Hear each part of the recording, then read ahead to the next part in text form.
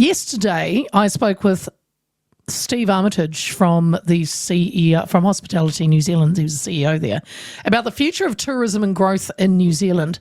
Before COVID-19, tourism was New Zealand's largest export industry and delivered $40.9 billion to the country. Yesterday, at the National Party's State of the Nation speech, growth was the topic du jour, including tourism. Prime Minister Christopher Luxon says the government wants tourism turned on big time internationally. He continued to say that we've lost a lot of our wholesale relationship in tourism. He wants it turned on, and I want to be able to welcome visitors here. We can manage value, we can manage regional dispersal, and we can manage seasonality, and I think we can manage that really well. Well, can we?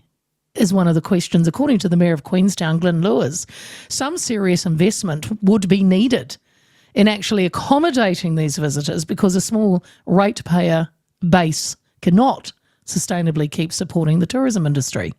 So will there be investment from the government, and in what form will it look like?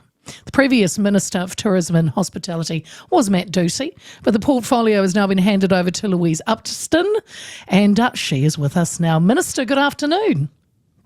Good afternoon, Leah, and it's great to be with you this afternoon. Thank you very much for taking time. I know it's been a very busy 48 hours. Well, look, it's always busy, but particularly this week. So before we get into your new portfolio, Louise, yesterday, a successful day in your eyes, growth was the word?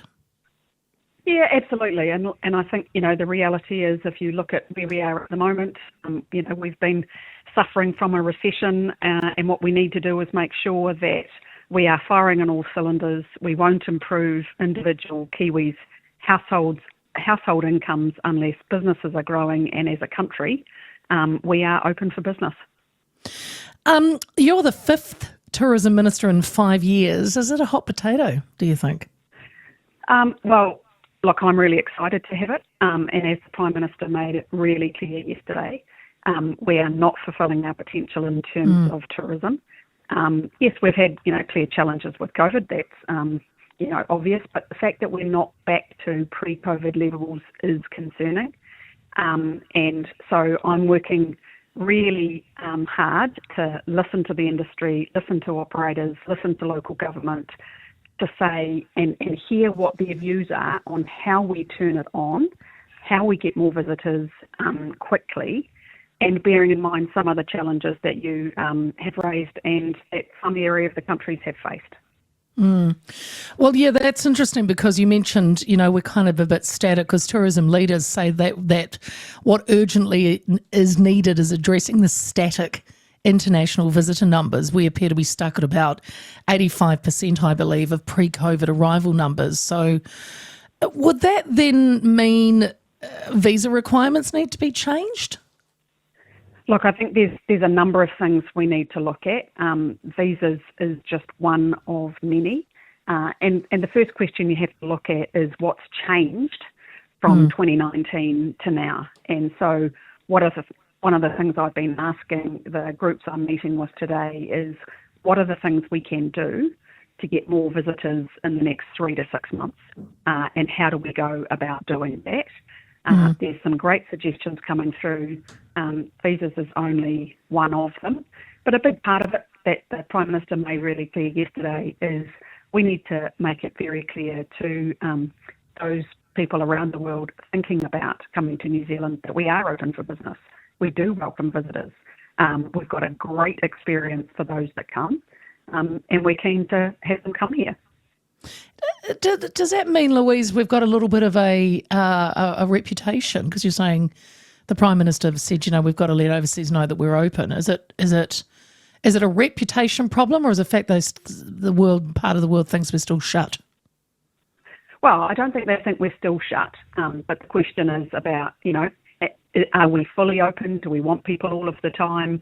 Yes, we have a fantastic summer. So it's really just being a bit clearer about we want visitors to come. We want them to come anytime they wish, whether they're coming to attend an event. And, last weekend in Auckland was just absolutely pumping and vibrant with so many different events on, yeah, which is great weekend. That's exactly what we want to get across. Yeah. And, New Zealand rates incredibly highly for visitor experience.